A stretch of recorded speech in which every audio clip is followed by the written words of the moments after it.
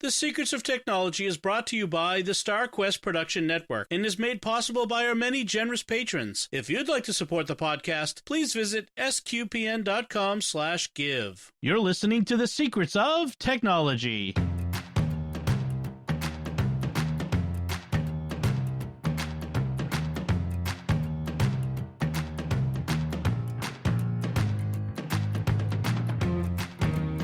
Hi, I'm Dom Bettinelli, and you're listening to The Secrets of Technology, where we discuss the technology news that's important to you from a uniquely Catholic point of view. And joining me today on the panel are Joanne Mercier. Hi, Joanne. Hi, Dom. And Father Cory Stika. Hi, Father Cory. How's it going? Very well, thanks. So let's jump right into today's headlines. We've got a whole bunch of headlines. There's so much.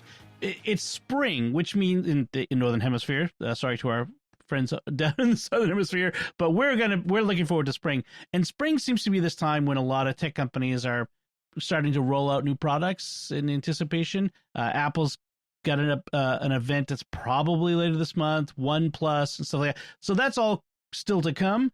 We don't do a whole lot of rumor talk here once in a while, but we'll talk about the products once they're out. But there's a whole bunch of headlines that I want to catch up on, and some of them have to do with Apple. In some because they're a lot of us use Apple, but also because they're one of the big companies. But the first story I want to talk about is this other one that you brought to my attention, Joanne. This company, genealogy site called MyHeritage, has this new technology to do what's called deep faking, which is kind of a pejorative term for it. But what it does is they take old photographs. Well, they're intended to do old photographs, but it can do any photograph, and animate it so that it's a video. It looks like the person in the photograph is now looking around and blinking and is now animated. So it's at myheritage.com. You can upload for free. You could do up to 5 photos. So you can do 5 different photos. You can then, once it animates it, then you can download it as a video and share it. If to do any more than that, you have to subscribe. It's like $16 a month for their service. Joanne, what do you think of this from a genealogist viewpoint? It was the freakiest thing I've ever seen in my life. Okay. Just to see a photo animate the way it does. It's incredibly creepy. Because I guess they have some kind of axis where, the eyes will move, the head will tilt up and down, they'll blink. But just seeing your relatives, do that, and you've been dealing with them because they've been dead for years, it's like, okay, this is like an out-of-body experience. I mean, I'm glad that somebody came up with that, because I think one of the goals of something like that is to get people interested in genealogy. So if you can do coloring, because they also do coloring of black and white photos, if you can make them more vibrant, if you can make these people seem more alive, then you will want to research more. And that's fine.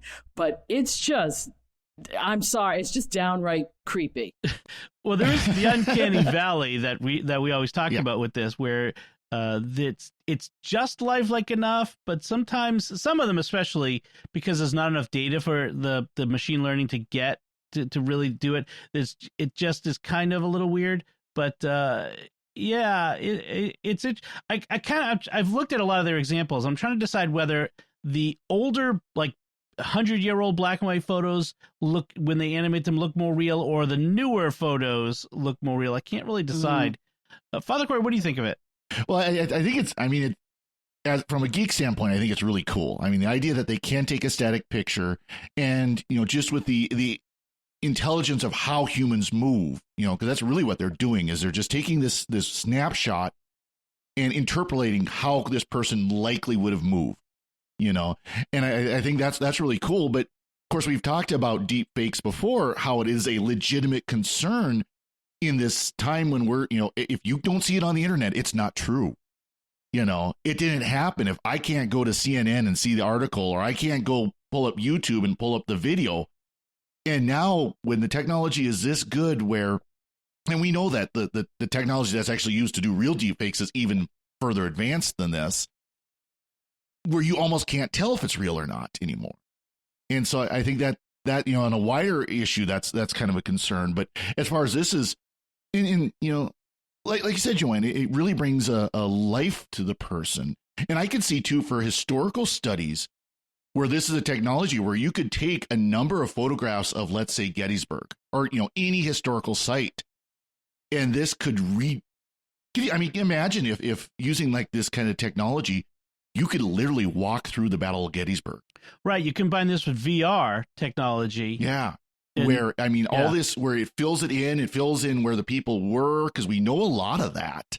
Right. But it's all in this picture and that picture and this article and this journal entry and everything. And so that's all a walkthrough where it's like you're literally standing on the Battle of Gettysburg.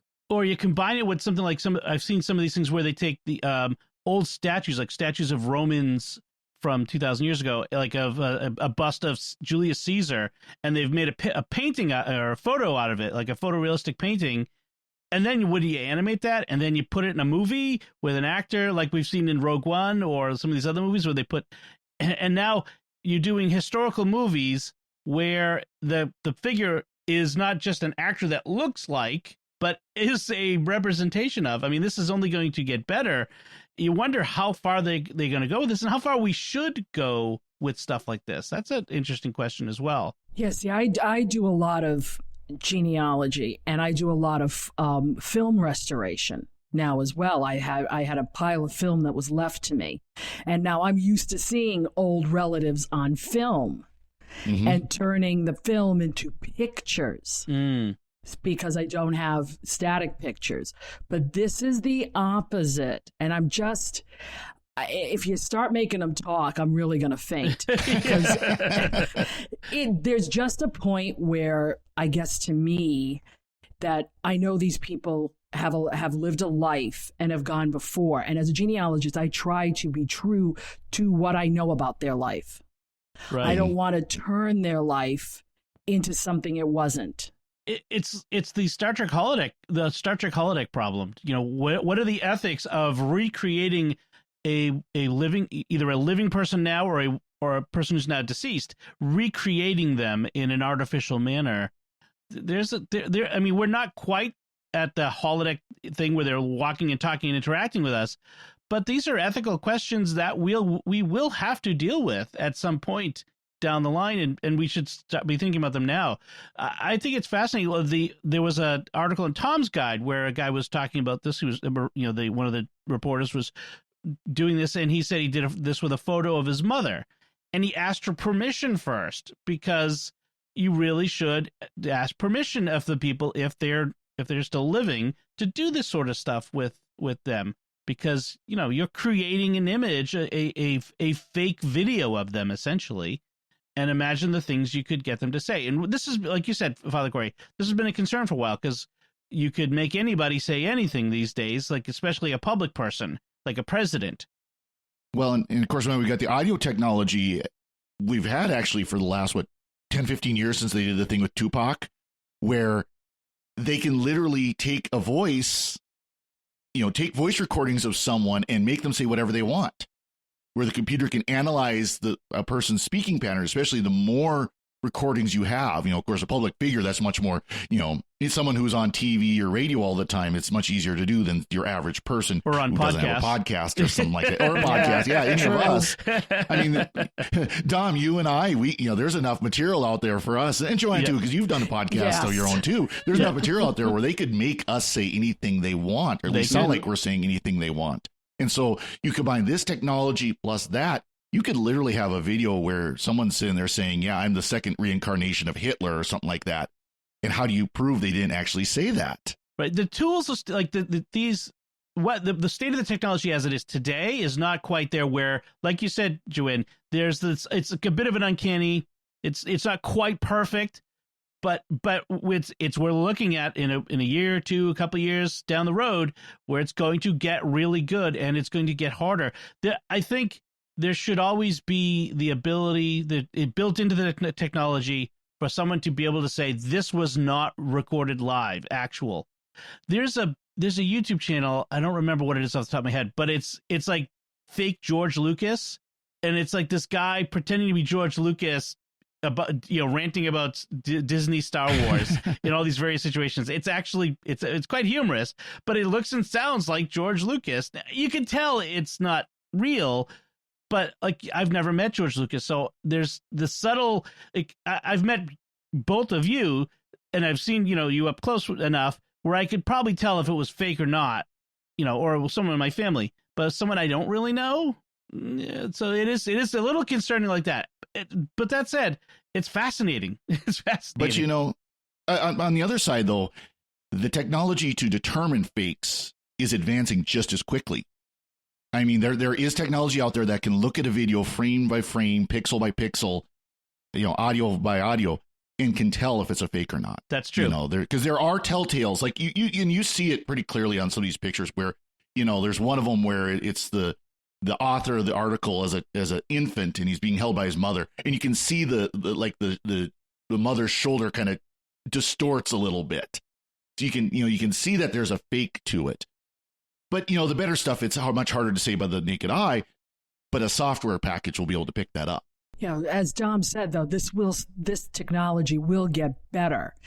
And if you look in the MyHeritage, frequently asked questions, you'll see that they will give you a pattern when you put the picture in. But if you want to change that pattern, you can.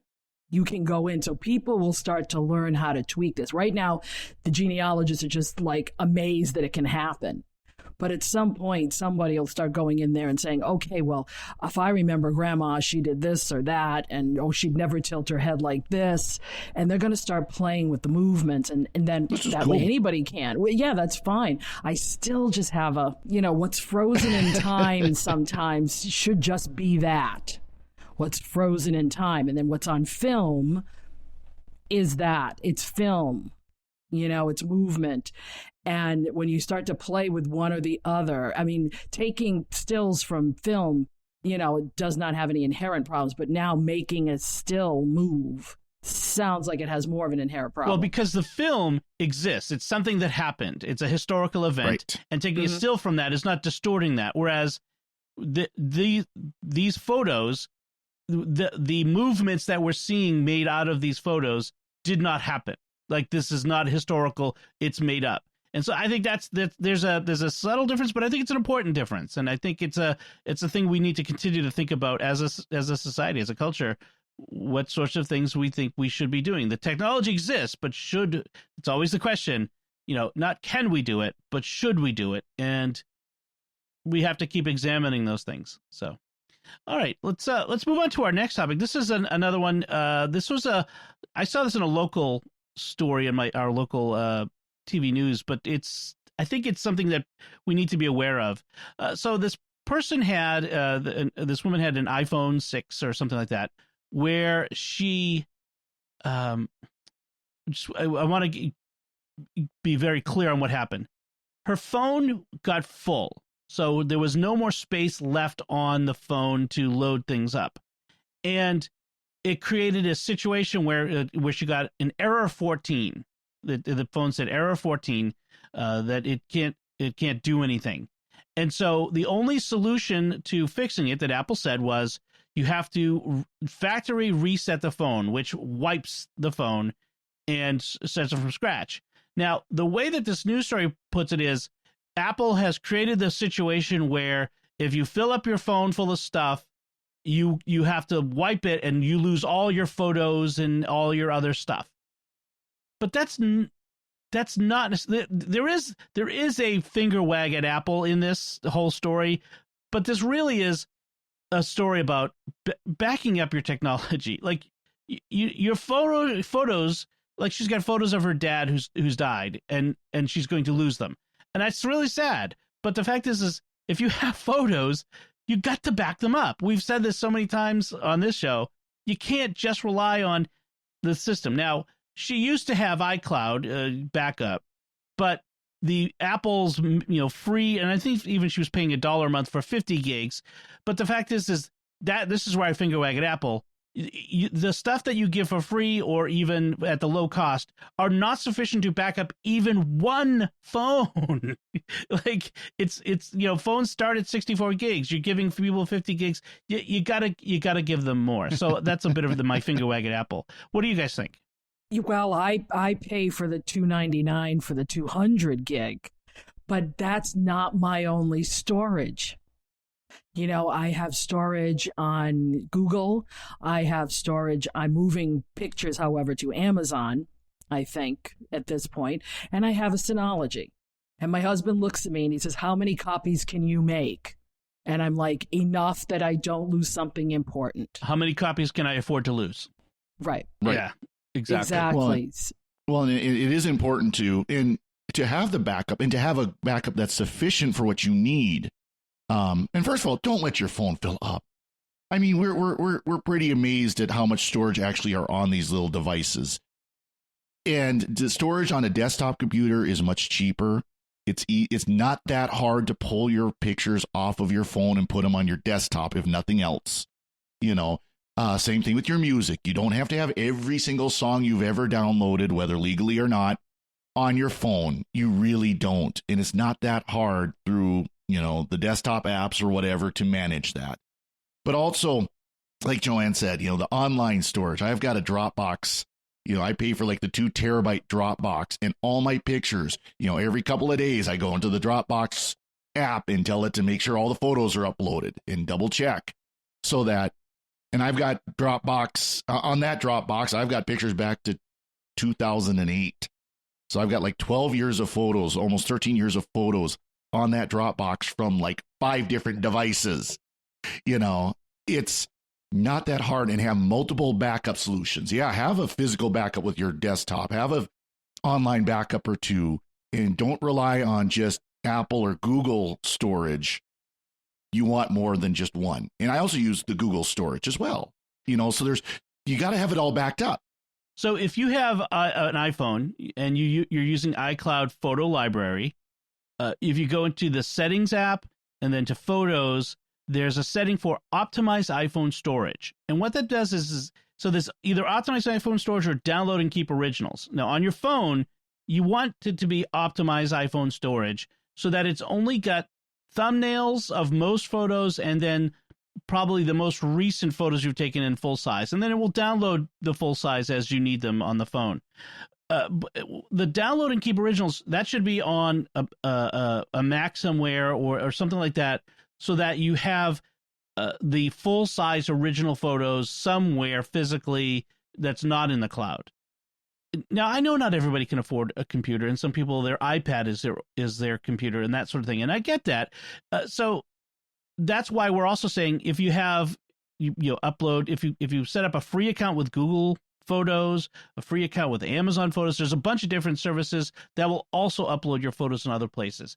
But the bottom line is this really isn't primarily an Apple problem. This is I don't understand my technology problem, and I didn't understand what I was doing that put me in this situation. And it's sad. I'm sad that people are losing their photos, because photos, they're ephemeral, as we were just saying. They're our history, and to lose them is a bad thing. And I think people don't realize that some may already have storage that they don't use. If you own Microsoft Office, Office 365, you have a terabyte up in the cloud, and there's a place you can go. If you have Amazon Prime, you have a shot at getting into their Amazon Photos. I mean, so everybody says, well, I got to go to Apple. But Apple gives you 5 gig when you buy a phone. That's it. Like, hello, if your phone is 128 gig, okay, fine. Now you're in trouble. Right. You can't back up anything. Right. Exactly. So you got to know what you have, and then make sure that, like, I portion things out. I'm not saying I've got the best system, but I'll say, okay, since I have a terabyte here, I can put family stuff that means a lot to me. If I have a couple of gig here, fine. And then I have work accounts. So, I mean, if I keep things portioned, I could put everything in the Synology, load it up, and then have a fire in the house. So you got to think of that too. Oh, and then there's the backup plans. You can get Backblaze or anything else to do it. Yes. So the one thing I would say that Apple needs to do is that it should be for every device you buy from Apple, whether individually or in a family, if you do family sharing, you should get that much storage for backup. You should be able to back up every device you buy from Apple into the cloud. Every phone, every iPad, it should be able to back up into the cloud. And then charge for other stuff on top of that. But really, I mean, this sort of thing shouldn't have to happen. Well, and a couple of things too. First of all, with Apple and the idea that the phone completely hard locks when you run out of storage. No, Apple, come on. You can do better than this. There should be some way to get into that phone. And I understand Apple's security. I understand they're very serious about security, that you can't break into that phone unless you're running it and you're logged in. But you know what, Apple? You've been making computers for almost over 40 years now. I think you could figure out a way to boot one up when the storage is full. There's got to be a way to bring it into the store, plug it in with the customer there. The customer can enter their password and decrypt it. Get their data from a third, from outside, from an external source. There's got to be a way to get into that data. That's just bad design. I mean, it really, really is. And of course, Apple's going to go, well, that's your problem. Buy a new phone. I think what we'll see is as this gets more of this is out there, we'll probably see that they're going to program their way around out of this at some point in the future. In a future operating system, it won't do the same sort of thing. I mean, there have been similar problems in the past that they've changed the operating system to allow for this. I mean, just the fact that you could get, if you fill it over 80% and get into a boot loop, that's a programming error. That's a problem. The user should never encounter that sort of thing. They should be protecting the user from that. And they should know this because they keep promoting you can do a whole movie on your phone. Well, people are actually doing it, and now they're running out of room. Right. Exactly.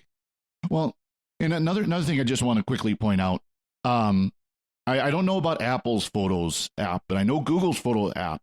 If you've been doing the scan the document in by taking a picture, you can have it archive those where it will delete them from your phone, but they'll be online storage. Yeah. You can do that if you use Google Photos on your iPhone, but I don't, because it deletes it from iCloud photo library too, which means it's gone from the originals on my computer. But you're right. You can. I would definitely. There are so many photos of things that don't need to be in my phone. In fact, I like that about Google Photos is on my iPhone. It does show me like, oh, you took these screenshots and you took a photo of this thing you sold on Facebook Marketplace. Do you want to get rid of these? I'm like, oh yeah, get rid of those. I don't. Exactly. Clear it out. So yeah, that's the kind of stuff to clear out. If you took a screenshot of your weather app to send someone, see how beautiful it is here today, or see how nasty it is here today. You don't need to save that 5 years from now. As I look at my phone, and I'm sure there's plenty of those on there as well. But however, if you're using it for genealogy and you have been clicking away at a lot of documents, you get don't them off want of there to lose manually. Those. Get those off of there manually. Don't leave them on your phone. Right. Take them off out of the photo library and put them in a storage place like a DevonThink or an Evernote or a Google Keep or whatever storage place. Yes, definitely. All right. So speaking of Apple, here's one that wasn't quite Apple's fault, but seemed like it at first. So this guy said that he missed a payment on his Apple card, and then and when that happened, so Apple's credit card that you can get, and then he said when that happened, Apple disabled his iCloud App Store and Apple ID, and oh my gosh, Apple is horrible. How could they do this to someone? My life is in there. And then it came out later that that's not what actually happened. Apple says, first, we never lock you out of your Apple ID if you miss an Apple Card payment. That's the bottom line on that. But what really happened was this guy had traded in. It's kind of complicated, but what he did was he traded in a MacBook Pro, and so he made a purchase. They have instant trade-in, which means we give you immediately credit for the device you're trading in. And then you have to send it back to us. And then if we don't get it back, we're going to charge you for it. And so he didn't send it back in time. They went to charge him on his card for it. he had changed the information on his card somehow. I don't see exactly what it was, and they couldn't charge him for it. So therefore, they locked all his accounts, which is a way of getting the guy to say, why are all my stuff locked? Oh, because you need you to send that thing back. So it really wasn't the lesson I want to take from this is when you see the flag go up online and throughout social media of, tech company behaving badly, I'd wait a few days before jumping in to see what the rest of the story is. Yeah, and I can speak from personal experience. We have used through the pandemic, we bought 2 computers and an iPad through Apple Card. Okay. And the thing is that when you buy something, you pay full price until it returns, and then they credit you back the money that you should have gotten. So I don't know. When I read this, I was like, this is backwards, because it doesn't make sense to me. The experience I've had, it's been perfectly fine. Yeah, Apple Card wants you to pay every month. That's the point of Apple Card. Right. So, well, his bank account number changed in January, and he didn't know it. That caused his Apple Card auto pay to fail. I missed it. So that's what he said. So I wonder if he had like a fraud or something like that on his card. So he called the bank. The bank, refunded it. And what they always do is they give you a new credit card with a new number. And I bet he never got that updated in Apple. He forgot. I'm sure. Yeah, he just forgot. And of course, the punchline is this wasn't an Apple Card issue. This was just the fact is Apple didn't get its money. If you had used Chase or US Bank or your local co-op credit card, same problem. Yeah. Now, part of it is I think he got an email from Apple. The Apple was supposed to send him a trade-in kit, like a box to send it back in. Mm-hmm. He never got the box, and forgot about it. So it's a series of errors, and there's a series of errors on both sides. But it's not Apple locks up your iCloud account, your Apple ID, if you don't pay your card, and that's really the bottom line on that. And I would be curious if there's actually some laws that would prevent Apple from doing that. There probably is. Banking laws. Because the banking laws are really strict and they're really minutia. You can't have any of this kind of stuff. So right. One lesson that some people drew is this is potential downside of putting all your eggs in one basket. Payment, your access to your music, all that sort of stuff. And this could happen with anybody. It could happen if you have Google for all your stuff. I get that. There's, you weigh that the convenience of having one all thing versus separate services. Different people will make different decisions. This goes back to our previous discussion. Back up your stuff in multiple places. That's right. If you didn't have everything iCloud, if you had stuff in Google Drive and Dropbox, then it wouldn't have been as big a concern. Yes. And to be careful when your bank sends you an email saying we're redoing your card, or here's your new card. You have to go into everything and change the dates, or you start to get locked out there too. Right. So one last Apple story. Then we'll get into some others. This one is actually kind of funny. It's sort of a programmer thing. So this actor and author, her name is Rachel True, and her last name is important to this. She claims that she keeps getting locked out of her iCloud account because her name she wrote her name when she set up her Apple ID, lowercase. So she wrote it as True, which the system thinks is a Boolean value. So Boolean values are true or false. And so if you put true or false in programming, so something in programming is this shouldn't happen. So names should be, what's the word when you have delimited? Well, it should be a string. It should be a string, not a Boolean value. So, of course, I've done some programming. Father, you're going to be better at explaining this than I am. Yeah. So of course, computers run ones and zeros, on, off, yes, no. True and false. You, of course, true or false. And you've got, they call if statements. If this happens, then do that. And usually an if is going to return a yes, it did, or no, it didn't. True, it did. False, it didn't. Some programming languages express it certain ways.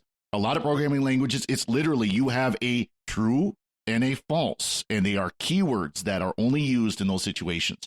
So what's going to happen is when they see true or false, if the program is done right, especially what they call not case sensitive, I'm blanking now on it, but type sensitive, where everything is typed. This is a string. The name is a string. It is a group of characters, a group of letters. This is a Boolean. It is either true or false. It's one or the other. Well, if those get mixed up, then you have a situation like this, where if name equals true, wait a second, that shouldn't work, And so that's where it gets this error. Like the error it says is type error cannot set value true to property last name. So it's what it's seeing is seeing that true, and it's not seeing it as the typed in string TRUE. It's seeing it as true. And so that's a mistake on how it's handling the strings. In some systems they handle it by literally it's the character T, character R, character U, character E in one group, and so it's one of those errors. There's another case where null. Actually, this happened in California, I believe it was, where someone, their last name was, or they as a joke got their license plate as null, NULL, which in computer language means nothing, nada, zip, not even zero. I mean, it means there's nothing there. There's not even the number zero. Yeah. No data. It locked up the database. Yeah. Yeah. It's caused all kinds of problems for tolling and things like that, because if they got null back from it, it's like, oh, there wasn't a license plate. Yes. I think there was a case of where this kid put drop table in his name for the school grade system, and deleted it. With what that does is deletes the database table. So he, like, every time they would enter this stuff, the information in, it would delete the database table that they were trying to access. So, but that's sloppy programming, and Apple's obviously got some sloppy programming. Someone said, don't change your surname to RMRF. That's just a bad idea. Yeah, that is that if you don't ever do this, but if you typed it in the terminal, it will delete your entire hard drive. RMRF. So yes and no. There's a certain command. This comes from Unix. Yeah. Which by the way, Mac OS does. This won't work in Windows, but it will work in Mac OS and works on any Linux and things like that.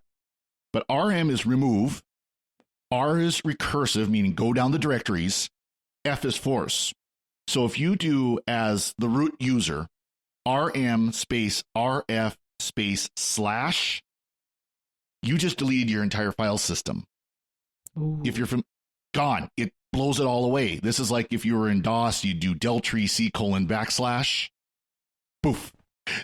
So if someone tries to prank you by having you do that, don't ever type RMRF in the terminal. Just don't do that.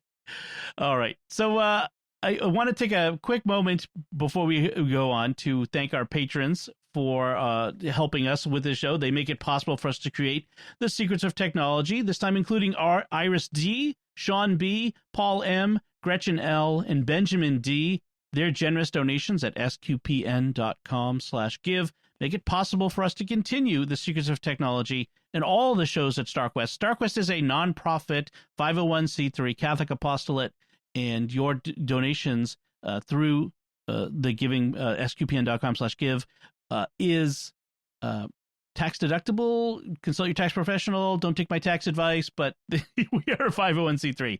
So thanks to a generous gift from a StarQuest supporter, when you start a new Patreon monthly pledge at sqpn.com/give, the first 3 months will be matched by an equal amount from our donor, which supports all our shows, including this one, and that makes your gift go even further. And we're more than halfway to our goal of $2,000 in new monthly pledges, which is very important because we have some important things we need to do to make the network better, to fix up our infrastructure, to make things more reliable, that sort of thing. As we grow, we're needing that reliability. So won't you help us close the gap? If you've been thinking of becoming a StarQuest patron, now's the time. Visit sqpn.com/give today.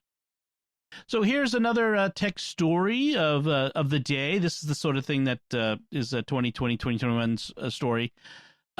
restaurants. So, do you guys remember when you were young and irresponsible kids? You probably were better kids than I was, but the whole dine and dash, or well, we had other terms that were less polite to use, but the dine and dash, where you go in with your friends to the restaurant, you'd order a bunch of food, you'd eat it, and you'd run out. I never did that, but I heard about it. Heard about it. I'm sure. About it. My friends did that.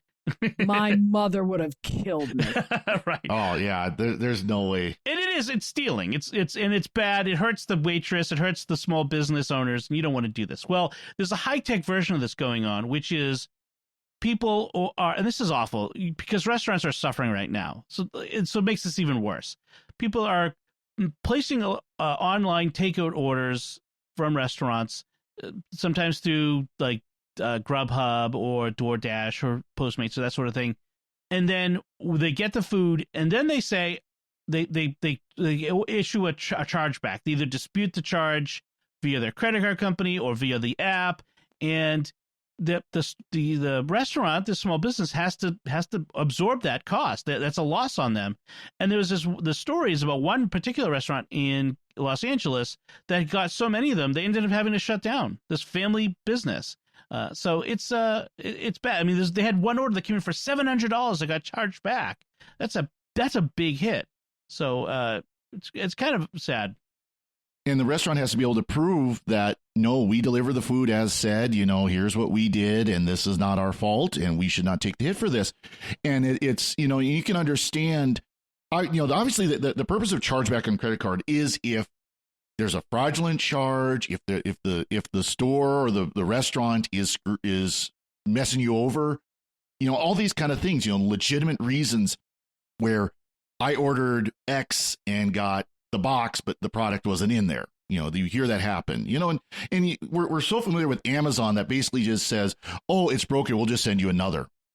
Oh, it didn't work. Just keep the one that was wrong and we'll send you another, and that's fine when you're talking about somebody like Amazon that could absorb that. But when you're talking about a restaurant where, again, people are getting the food they ordered, it's not that they're saying, oh, I ordered fried rice and I got white rice. It's I got everything I ordered, but I'm going to eat it for free and I'm not going to pay for it.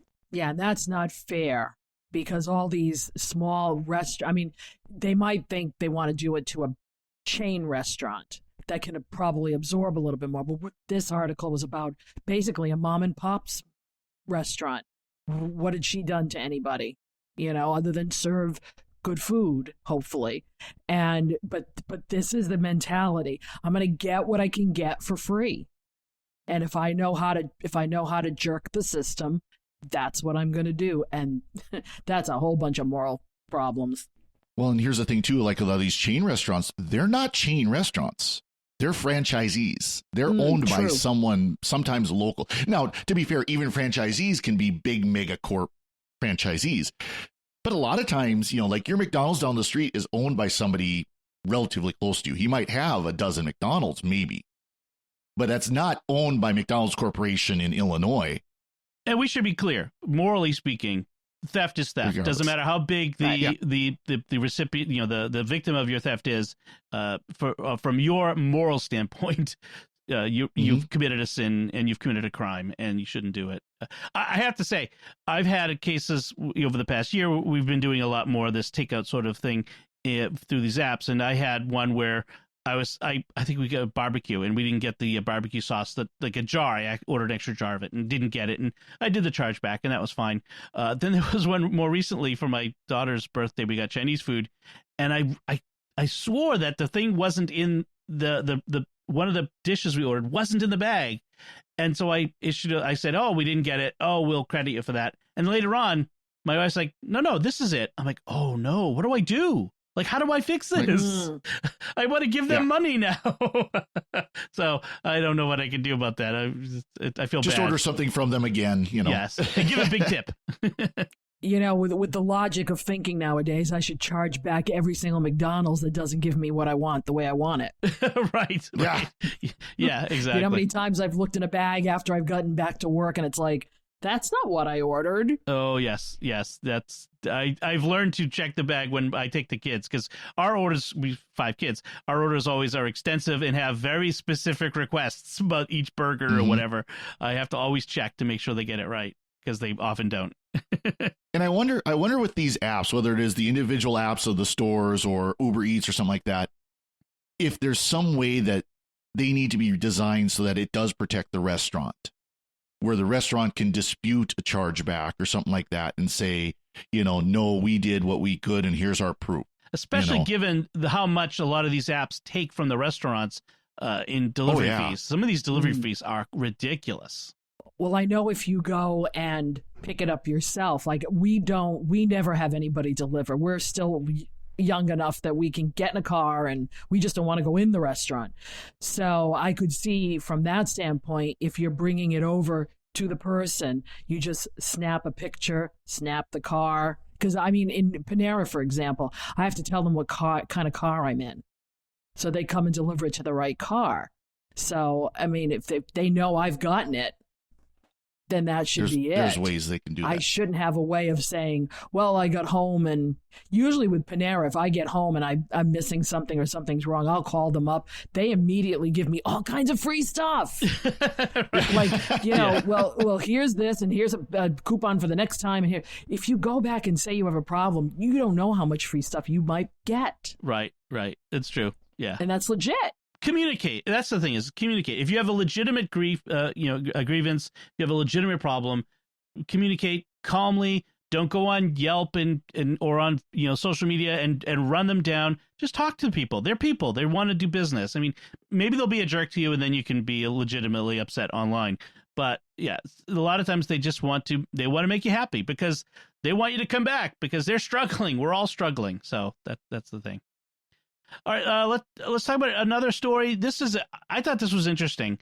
So there's this French company called, it's a big French telecommunications company called Altice. They've purchased 2 U.S. cable companies, a very big one, Cablevision, and another one called Suddenlink. And they're combining them, and they will rival this Comcast and Charter in size. They'll become one of the big 3 U.S. cable operators. So that's big.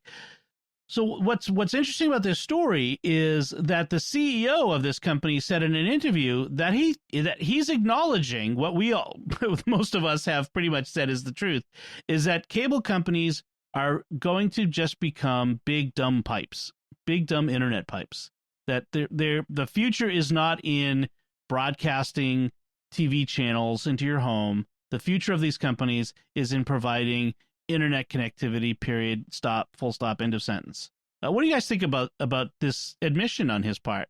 I think he's probably the first one to be right on. I mean, the infrastructure that cable companies have built up where we can do the high-speed internet over, the coax is great, and that is going to be the future, because we see this with all these a la carte services, CBS All Access, which is now Paramount Plus, and Disney Plus. And why they all have to be Plus? Apple Plus, I think. Paramount Plus. Apple started this. Everybody's Paramount. They're all Plus now. Discovery Plus. I think that's going to be the future. Right now a lot of these companies aren't doing their actual cable service. They're over them, but I think that's eventually going to happen. Eventually you'll log into Disney Plus to watch ABC. ABC Sports. You'll log into, of course, you can already do CBS All Access, again, now Paramount Plus, where you can watch your local CBS channel. Peacock. You can watch CBS News. And for NBC. Peacock is NBC. I think that is going to be the future. And I think he's smart to recognize that now, that the best thing that these cable channels can do is get online, get it so you can buy their channels. Because I'll be honest, when I'm visiting my folks, I'll watch Home and Garden Television because that's what they're watching. But I'm not going to sit here and watch, Fixer Upper or anything like that, But I would watch ESPN. But as far as I know right now, you can only get ESPN streaming unless that's finally changed if you have a cable package. And maybe that has finally changed. But if you want just regular ESPN to watch sports, you have to have a cable package. And maybe now, I think actually now with Disney Plus, that did finally change. I think on Disney Hulu. Plus, Hulu. Yeah. On Hulu. Hulu, another one of those that has those streaming abilities. And I think that is the future. And I think he's smart to recognize that. And the other companies would be smart to get on that as well. It's like, we're going to start not so much discouraging our cable packages, but we're going to start focusing more on giving you really, really good internet. So then you can buy these cable packages from us over the internet. He says they're going to stop doing cable TV. I mean, that he thinks the future is they're going to not offer it even.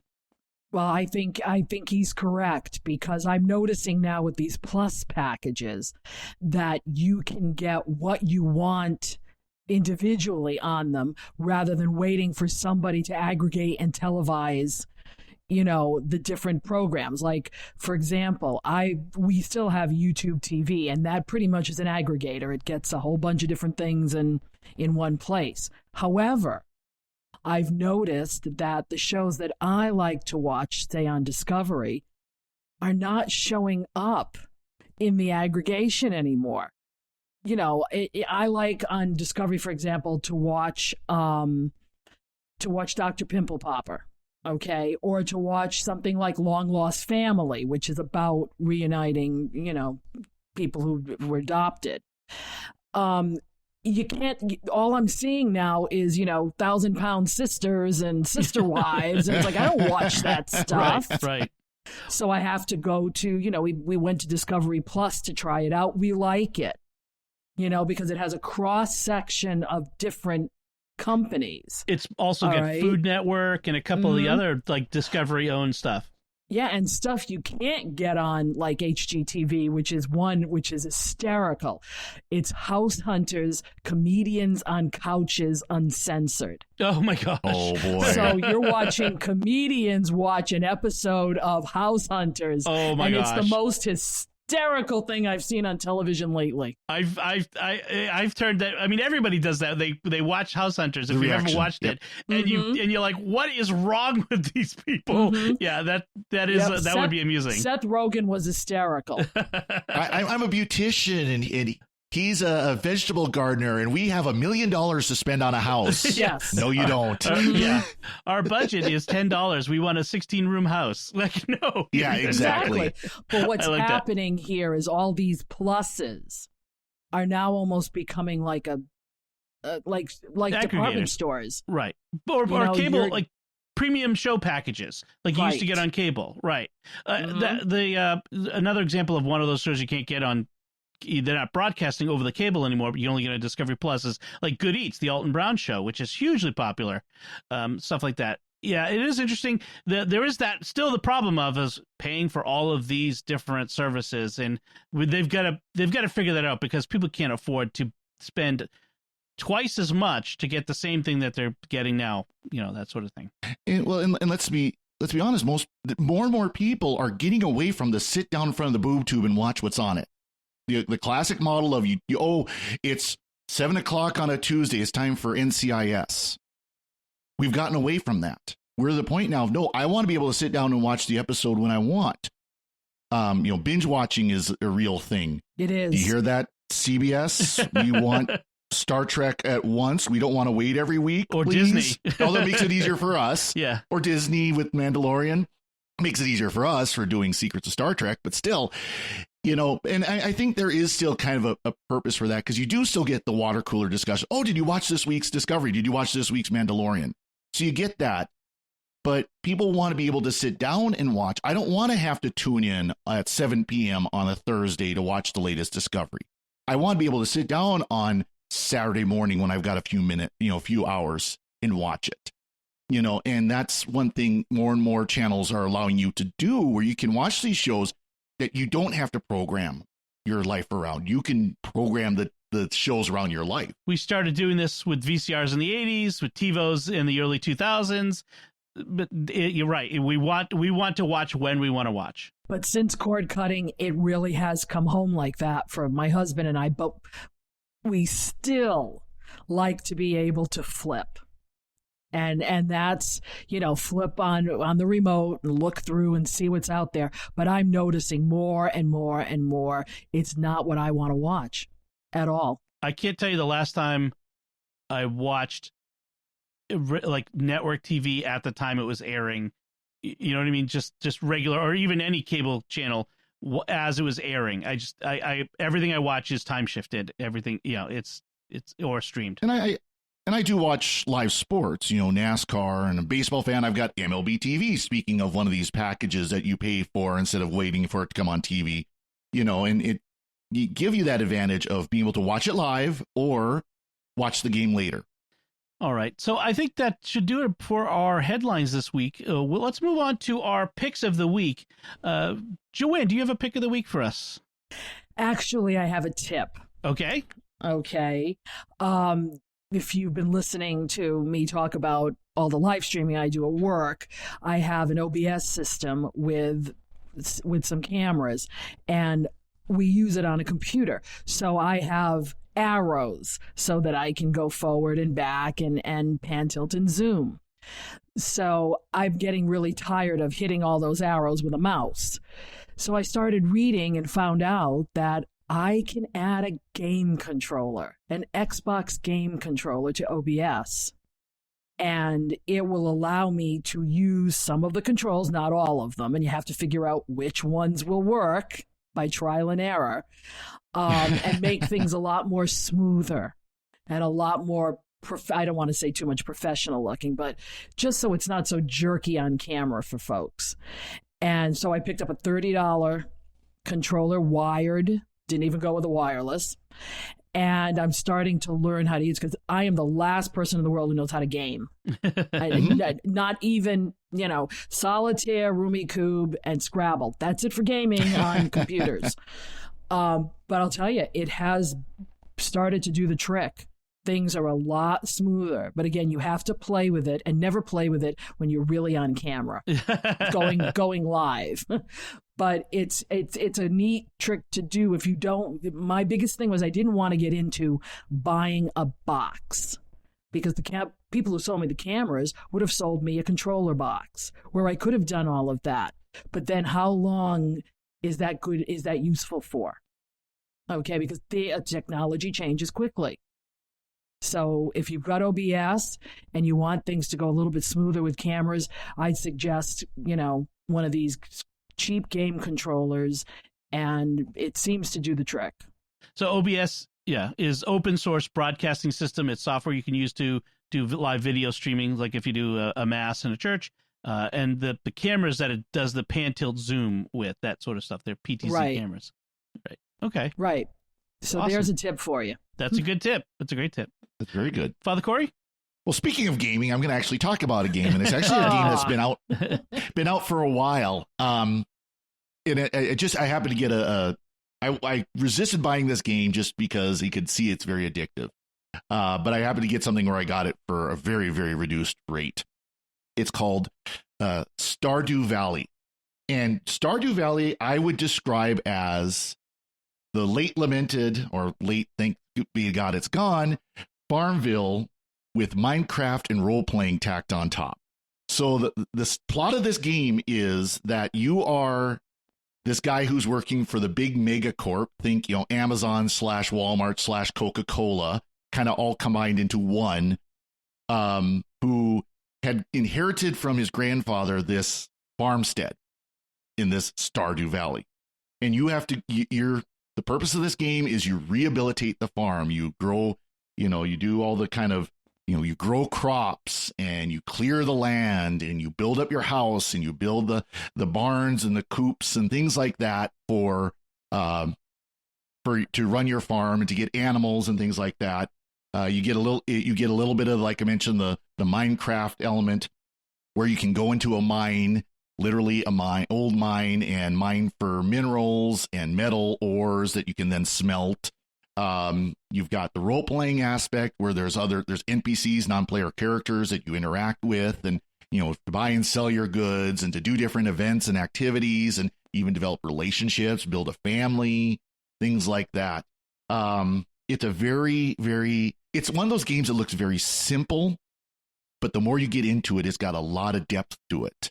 It's a lot of fun. The graphically, it's kind of the pixel art type graphics, 16-bit. If you remember the Zelda Legend of Zelda Link to the Past on the Super Nintendo, it looks like it could be a spot on, sequel to that. It looks very, very similar.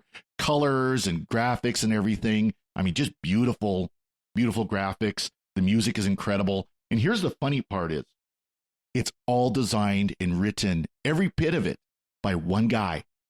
His online persona is Concerned Ape. He's a very concerned ape. Eric Barone is his name. He's from the Seattle area. And it looks very much, and he said this was a conscious choice, looks very much Pacific Northwest, Seattle area type environs. And it's a beautiful game. It really is an addictive game because you get that Farmville of you have to buy the seed to plant and you have to, water it and everything, but it's not the thing where it's like, every 8 hours you have to log in, and it's like, time moves much faster. You save it, you walk away. Here's the other amazing part. There are no in-game purchases.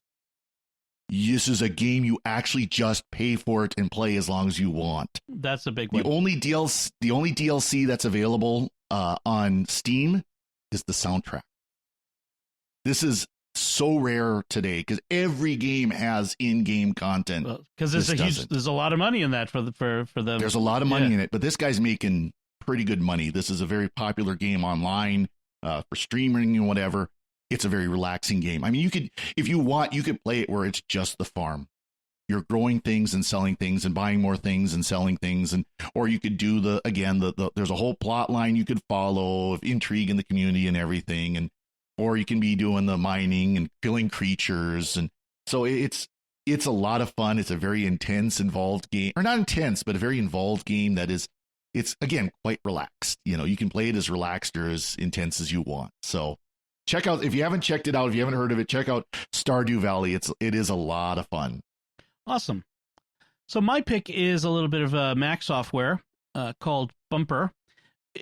So one of the things that I often encounter is I have to switch between web browsers a lot on my computer. I use different web browsers for different purposes. I use Safari whenever I do any purchasing because I like to use Apple Pay for a lot of stuff if I can. And I use Brave, which is a Google Chrome clone, when I want to use the Google services like Mail or Google Meet, like we're using now for our recording and that sort of thing. So I often switch among browsers. And one of the things that's a pain is if I click a link somewhere, it opens up whatever the one default browser is. Now, so what Bumper does is it lets me say, these are all the browsers on my system. If I click a link, pop up a little thing on the screen and then that will offer me all the different browsers, and I could choose which browser to open that in.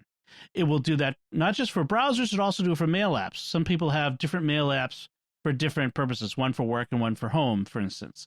Now, it goes beyond that, where you can have it if you click a link to a specific website. So like I want, every time I go to apple.com, I only want it to open in Safari. So it will just bypass the selector and just go right to it. One of the things it does is you can use key commands. So when the thing pops up, 1 will be Chrome, 2 will be Safari, 3 will be Brave. So I don't have to take my hands off the keyboard. It also has not mail rules, but like you can set up different rules for like the domain, like which domain it goes to, which website it goes to. You can have other rules like that too. So it's very configurable. It's really handy. I can't really work without it. I've used Bumper or something like it for years, and if I didn't have it, it would drive me nuts. It's $2.99 in the Mac App Store. I think it's on SetApp, in fact, if you have SetApp as well. So Bumper is my pick this week. Bumpr. There'll be a link in the show notes, of course. So Dom, have you ever used like real just Mac OS without anything extension on it? No, I would feel like I'm trying to work with like a hand and a foot tied behind my back. I mean, that's no fun. I sit down at other people's computers, and I'm like, I can't do anything. What do you mean there's no keyboard shortcuts and this and that and everything else? Exactly. I mean, it's second nature at this point for me to be able to just, I start installing software on my wife's computer. So when I have to, do things on it, she's like, what did you put on my computer? don't worry about it. You don't ever have to see it. It's for me when I have to use your computer. I wonder, though, with all the ones you've done for Secrets of Tech here for Picks of the Week, I wonder if we know everything that you have on your computer, if you still have more you haven't quite disclosed yet. No. There's lots more to come. Let me tell you. It'll be a long time before I use up all the little apps and utilities. And they change over time, too. So there's more to come. All right, so that's it from us. If you have any feedback for us on our discussion, you can let us know by going to comment on the show at sqpn.com/technology or the SQPN Facebook page, facebook.com/StarQuestMedia, or send an email to technology@sqpn.com. And of course, all the links from our discussion and our picks of the week will be in our show notes at sqpn.com. Remember to like each episode of Secrets of Tech on Facebook, retweet us on Twitter at SQPN, and leave comments there. We'd love to hear from you. Until next time, Father Cory Stika, thank you for joining me in sharing the secrets of technology.